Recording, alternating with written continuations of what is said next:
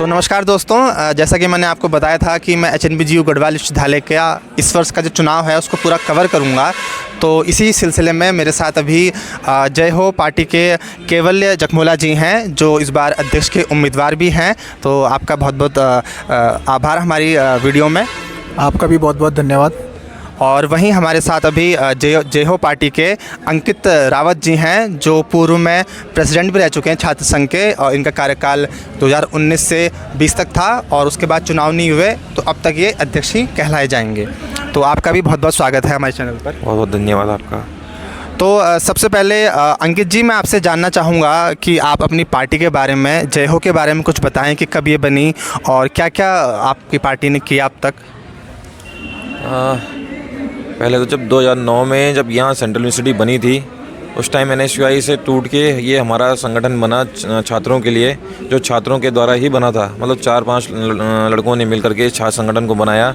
उसके बाद जब ये चुनाव लड़े छात्र संघ अध्यक्ष का 2010 में, पहला जब सेंट्रल यूनिवर्सिटी बनने के बाद पहला चुनाव जो छात्र संघ अध्यक्ष का हुआ, उसमें हमारा पहला छात्र संघ अध्यक्ष सेंट्रल यूनिवर्सिटी का हमने दिया है।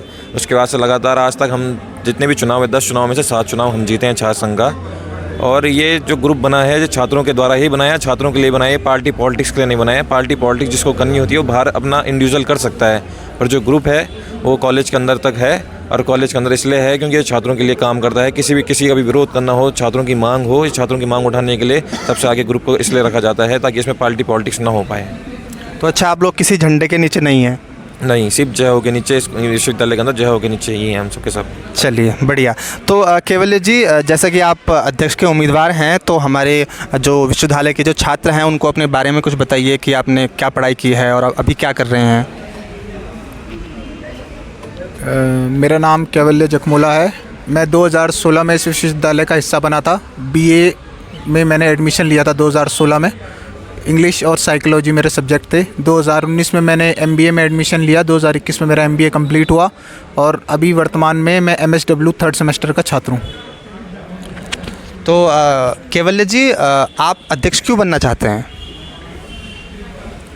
अध्यक्ष बनने के पीछे वैसे तो कई कारण हो सकते हैं, लेकिन जो सबसे बड़ा कारण है वो ये है कि ये विश्वविद्यालय मेरे ही शहर में है। मैं इसी शहर श्रीनगर का रहने वाला हूँ जहाँ विश्वविद्यालय स्थित है, और ये विश्वविद्यालय कहीं ना कहीं हमारे शहर की शान होनी चाहिए थी।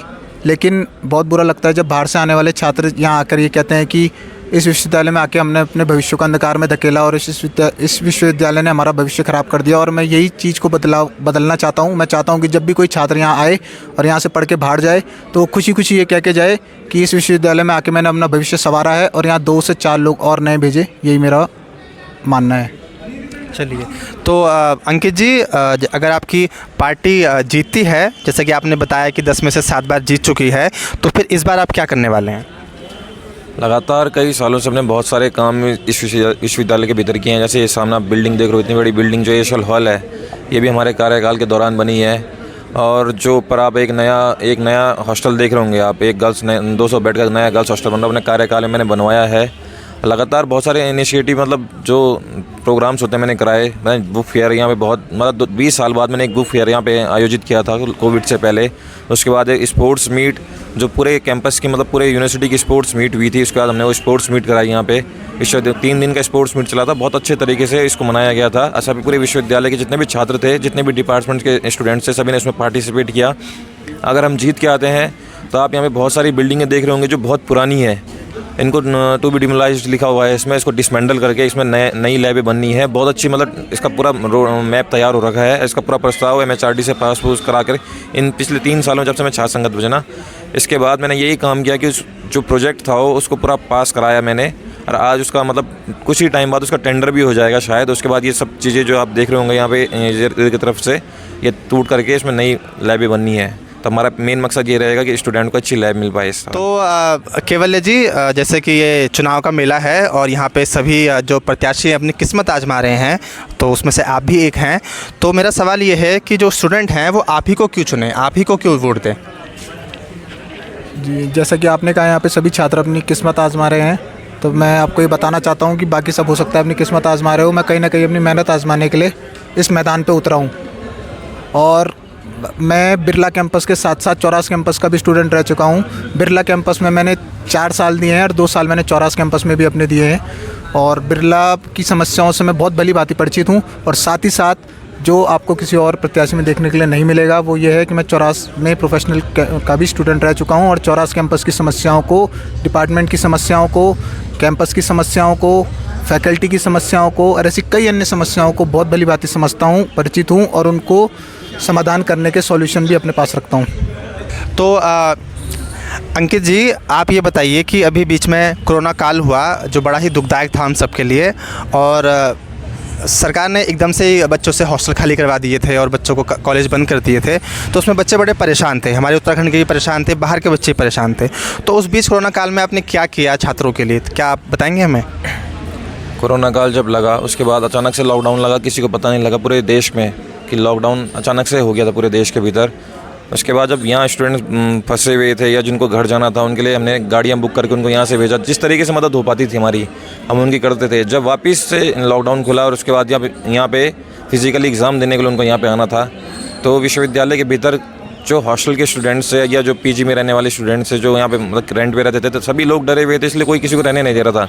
उसके बाद मेरे हॉस्टल में जब चीफ वार्डन से या वीसी से बहुत बातचीत हुई कि बच्चों को बुला दो वापस या उनके वैक्सीनेशन के तौर जिन्होंने वैक्सीन लगा दी है उसके बाद उनके सर्टिफिकेट देख के आप या नेगेटिव रिपोर्ट दे कोविड नेगेटिव रिपोर्ट देख के उनको हॉस्टल में रहने दिया। इसके बाद इस चीज़ में मेरी बहुत सारी लड़ाइयाँ उनके साथ हुई, छात्रों ने भी मेरा बहुत साथ दिया और लगातार उसके बाद जब छात्र यहाँ आए तो उनको साथ में उनको हॉस्टल भी छोड़ने के लिए गया।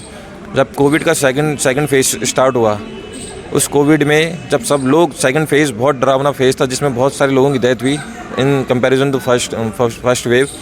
सेकंड वेव में जब कोई घर से बाहर नहीं निकल रहा था, जैसे किसी को कोविड हो गया जब, तो वो लोग हॉस्पिटल आते हैं। यहाँ 2 हॉस्पिटल हमारे श्रीनगर शहर में है, एक श्रीकोट में है, एक श्रीनगर में है।